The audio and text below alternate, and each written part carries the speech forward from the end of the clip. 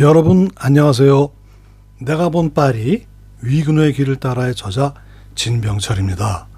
오늘 위그노의 길 해설 7번째 순서인데요. 그 유명한 성 바르텔레미 축일의 학살 현장을 가는 길에 반드시 들려야 할 곳 생제르맹-데-프레 교회와 비스콩티 거리를 포함하는 작은 제네바 지역입니다. 작은 제네바라는 명칭은 16세기 종교개혁 시기에 파리의 개신교도, 즉 위그노들이 모여 살던 특정 구역을 지칭하는 별칭인데요. 종교개혁의 중심지였던 스위스 제네바에 비유해서 파리의 개신교 신앙의 보루였던 이 일대를 작은 제네바라고 부르게 되었지요. 구체적으로는 프랑스 내에서 개신교 신앙을 지키기 위해서 투쟁하다가 결국 말년에는 박해를 피해서 스위스로 망명한 위그노의 군사 전략가이자 시인이며 역사가인 아그리파 도비네가 제네바는 단순한 도시가 아니라 신앙의 예루살렘 같은 곳이며 제네바 인근의 도시들이나 위그노들이 모여 살며 엄격한 깔뱅주의 규율을 따르는 요새 같은 도시들은 제네바의 정신이 깃든 곳이라는 의미로 작은 제네바라고 칭했다고 하네요. 지난 회에 설명드린 모베르 광장에서 블루바르 생제르맹을 따라서 서쪽으로 15분 정도 걸어가면 파리에서 가장 오래된 교회인 생제르맹-데-프레 교회가 나오지요. 연세 드신 분들은 모베르 광장역에서 10번선 지하철을 타시고 두 정거장째인 오데옹에서 4번선으로 갈아타시면 바로 다음 정거장이 생제르맹-데-프레 역입니다. 이 역에서 나오자마자 오른쪽에 생제르맹-데-프레 교회가 보이는데요. 여기서 말하는 제르맹은 6세기경 파리의 주교였으며 당시 프랑크 왕국의 왕이었던 힐데베르 1세 신임을 얻어 이 교회의 전신은 수도원을 세우는 데 큰 역할을 했고 또 세상을 떠난 후에는 이 수도원에 안치되었으며 나중에 성인으로 추앙되면서 수도원과 교회 이름에 그의 이름이 붙게 되었지요. 프레는 프랑스어로 초원 혹은 들판이라는 뜻인데요. 이 교회가 처음 세워진 6세기 무렵 이곳은 파리 시내 중심가가 아니라 도시 외곽에 탁 트인 풀밭이었답니다. 생제르맹이라는 이름을 가진 다른 교회와 구별하기 위해서 들판 위에 있는 생제르맹 교회, 즉 생제르맹-데-프레라고 불렀지요. 생제르맹-데-프레 교회는 수도원 교회로 6세기경에 지어지기 시작했기 때문에 파리에서 가장 오래된 교회고 두 사람의 기욤 브리소네, 즉 아버지 기욤 브리소네와 아들 기욤 브리소네가 1501년에서 1507년 그리고 1507년에서 1521년에 각각 수도원장으로 재직하면서 20년에 걸쳐서 가톨릭 교회 내에 개혁을 시작한 유서 깊은 장소지요. 16세기 프랑스의 석학이었던 자크 르페브르 데타플은 이곳에서 개혁 사상을 연구하며 신약 성경을 번역하였고 아들 기욤 브리소네의 스승이 되었지요. 데타플의 제자이면서 후에 제네바의 종교개혁자가 된 기욤 파렐도 이 교회 안에서 생활했는데요. 그는 교회 내의 동정녀 샤펠 경당에서 성모 마리아에게 밤낮으로 기도하며 가톨릭주의에 충실한 생활을 하다가 종교개혁 사상을 접한 뒤에는 자신이 이 샤펠의 우상 앞에서 엎드려 기도했던 것을 후회하며 한탄했다고 하는데요. 파렐은 나중에 제네바로 가서 장 깔뱅을 만나 종교개혁의 리더가 되도록 강하게 밀어서 종교개혁을 완성했고 그 정신을 이어받은 사람이 아그리파 도비네지요.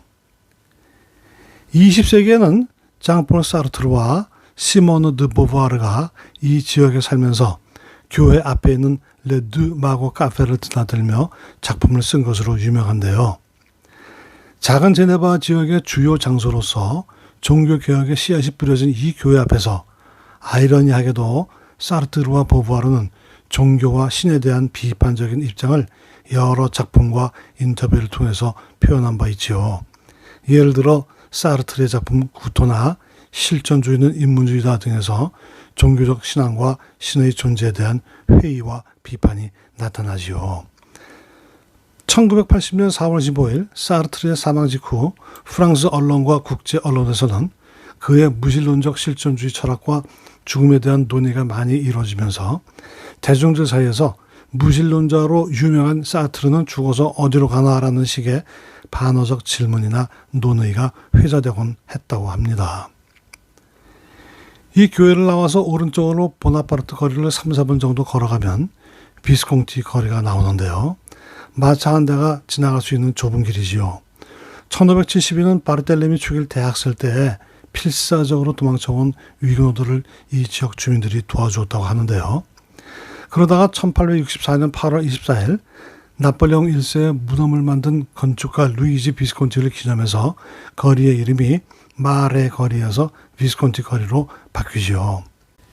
이 거리의 4번지가 중요한데요. 집주인인 비콩트는 이곳 지하를 위그노들의 집합 장소로 제공하였으며 따라서 이곳에서 역사적인 일들이 많이 일어나지요. 1559년 5월 25일부터 29일까지 프랑스 최초의 개신교 총회 르 시노드가 열렸는데요. 이 회의는 위그노들이 신앙 공동체를 조직하고 종교적 연대감을 강화하는 중요한 계기가 되었지요. 성경의 권위, 삼위일체, 인간의 타락, 오직 은혜에 의한 구원 등을 다루는 신앙 고백을 채택해서 훗날 1571년 라루셸 총회에서 재확인되어 라루셸 신앙 고백으로도 불리우는 프랑스 개신교의 정체성이 되었지요. 22세 젊은 청년 장 르마송은 이 총회에서 프랑스 최초의 개신교 목사로 임명되어 프랑스 최초의 유아 세례를 집전했고요. 지하실에는 예배 공간이 있고 유사시 도피할 수 있는 지하도가 이웃집과 사방팔방으로 연결되어 있는데요. 같은 해 앙리 2세의 박해가 시작되자 위그노 교도들이 박해를 피해 이곳으로 몰려들었고요. 어느 날 이 거리 4번지 지하에서 예배 도중에 50명의 체포대가 도착했을 때 젊은 위그노 교도 4명이 목숨을 걸고 길을 막아선 동안 나머지 위그노 교도들은 지하 통로를 통해서 탈출할 수 있었고, 하지만 집주인인 비콩트와 그의 부인과 그의 아버지는 체포되었지요. 프랑스 최초의 개신교 총회 장소이자 최초의 개신교 목사 탄생 및 최초 유아 세례 장소로서 그토록 중요한 곳이지만 그 역사를 설명해주는 아무런 표지판이 없네요. 그 이유를 프랑스 개신교 총회장을 역임한 프랑스와 클라베롤리 목사님은 그것이 바로 프랑스 개신교의 현재 위상이라고 하시네요. 다음 시간에는 내가 본 파리 위그노의 길을 따라의 하이라이트 중에 하이라이트인 1572년의 생바르텔레미 축일의 대학살 현장을 찾아가 보도록 하겠습니다. 다음 시간까지 안녕히 계세요.